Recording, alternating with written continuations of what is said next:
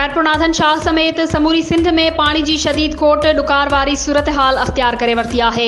Khairpur Nathan Shah में rice canal में निकरंदड़ नारा डिस्ट्री में पानी की शदीद खोट और वाहन शाखन के सालन का खाटी न थियण वारे अमल के खिलाफ आबादगार एक्शन कमेटी के सॾ ते शहर के सियासी समाजी हारियन आबादगारन पारां हथन में बैनर खड़ी इंडस हाईवे का सिटी प्रेस क्लब ताईं लॉन्ग मार्च किया वियो ऐं निटहण उस में वेही 2 कलाक धरणो हयो वियो।